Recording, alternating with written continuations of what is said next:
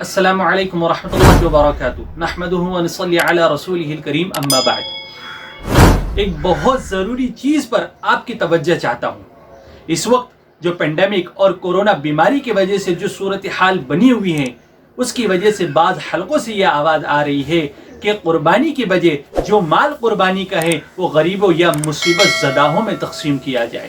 میں یہ نہیں جانتا کہ ان لوگوں کی نیت میں بگاڑ ہے یا نہیں، انہوں نے بقرعید کی اہمیت کو کم کر دیا ہے، بلکہ میں تو یہ کہوں گا کہ شاید ان سے عید الاضحیٰ اور قربانی کی اہمیت کو سمجھنے میں چوک ہو گئی۔ اگر غور کیا جائے تو غریبوں کی مدد کرنا تو بہت چھوٹی اور معمولی سی چیز ہے، لیکن قربانی بہت اونچا اور بہت بڑا عمل ہے۔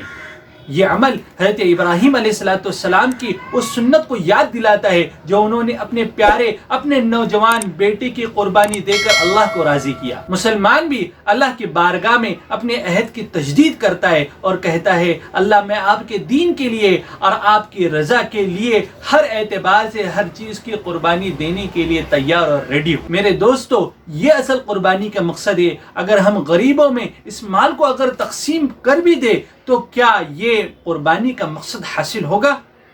نہیں ہوگا۔ اسی لیے ہمیں بہت سوچ سمجھ کر اس سلسلے میں اپنی رائے کو قائم کرنا بہت ضروری ہے۔ دیکھیے میرے بزرگوں، غالباً 87.5 گرام سونا یا 600 گرام سے زائد چاندی اگر کسی کے پاس ہو یا اس کی قیمت ہو، یعنی وہ مالک نصاب ہو گیا۔ اب مالک نصاب ہونے پر اس پر قربانی واجب ہوں گی، چاہے سال گزرے یا نہ گزرے۔ اگر وہ اس حال میں مالک نصاب ہے تو اس پر قربانی واجب ہوگی۔ اور ایک بات یاد رکھے کہ جتنی عبادتیں ہم اور آپ کرتے ہیں وہ انفرادی عبادت ہے۔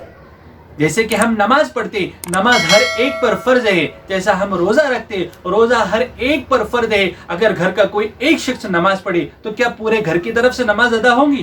نہیں ہوگی۔ کیا کوئی ایک شخص روزہ رکھے تو پورے گھر کی طرف سے روزہ ادا ہوگا؟ نہیں ہوگا۔ اسی طریقے سے قربانی بھی، جن لوگوں پر قربانی واجب ہے ان لوگوں کو قربانی کرنا از حد ضروری ہے۔ پیارے نبی صلی اللہ علیہ وسلم نے فرمایا، اگر کوئی شخص گنجائش رکھتا ہو قربانی کی پھر بھی وہ قربانی نہ کرے تو وہ ہمارے مصلی اور عیدگاہ کو نہ آئے۔ اور فضیلت بھی پیارے نبی صلی اللہ علیہ وسلم نے فرمائی ہے کہ اللہ رب العزت کو عید کے دن یعنی عید کے ایام میں سب سے زیادہ اگر کوئی عمل پسند ہے تو وہ قربانی کا عمل ہے۔ تو میرے محترم بزرگوں، دوستو، ایک بات بالکل اپنے ذہن نشین کر لیجئے، اگر آپ پر قربانی واجب ہے تو آپ کو قربانی کرنا ضروری ہے۔ بعض لوگوں کے ذہنوں کے اندر یہ چیز آئے گی کہ اگر ہم پیسے ادا کر دیں تو ہماری جانب سے قربانی ادا ہو جائیں گی۔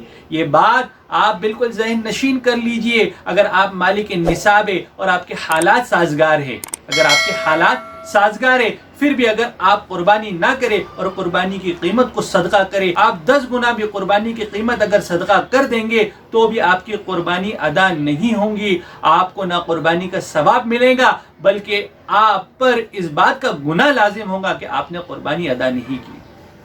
وہ بات اور ہے کہ آپ کے صوبے میں، آپ کے شہروں میں قربانی کی اجازت نہیں ہے، لیکن میرے محترم بزرگوں، دوستو، اسلام میں غائبانہ قربانی کی بھی اجازت ہے۔ اگر آپ کے شہر میں، آپ کے صوبے میں قربانی نہیں ہو رہی ہے تو آپ پہ یہ لازم ہے کہ آپ کے علاوہ دوسرے صوبے میں جہاں پہ آپ کے تعلقات والے، آپ کے جان پہچان والے ہو، وہاں پر آپ غائبانہ طور پر قربانی ادا کریں اور اپنے فرض کی ادائیگی کریں۔ اس حال میں ایک بات یاد رکھیں کہ کئی تنظیمیں اور کئی ادارے غائبانہ قربانی کی ذمہ داری لیتے ہیں اور الحمدللہ وہ قربانی بھی کراتے ہیں۔ ہم اور آپ کو یہ چاہیے کہ اس بیماری کے دور میں ہم اپنی قربانی آپ کے بھروسے مند اداروں کے ذمہ کر دیں تاکہ وہ آپ کی جانب سے آپ کی فرض کی ادائیگی کر دیں۔ اور کچھ چیزیں میں مشورتاً آپ کے سامنے رکھنا چاہوں گا۔ آپ فرض قربانی کے ساتھ ساتھ آپ نفل قربانی بھی کرتے ہو اہتمام کے ساتھ۔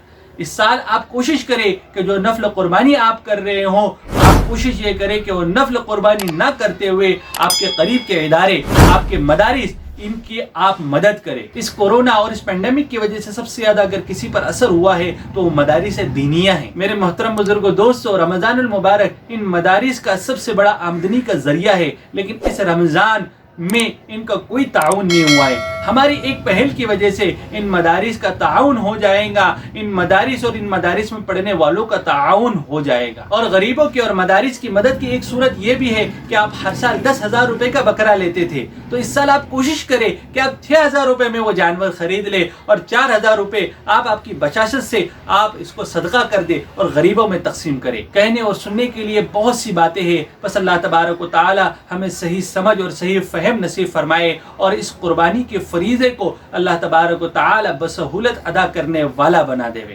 آمین۔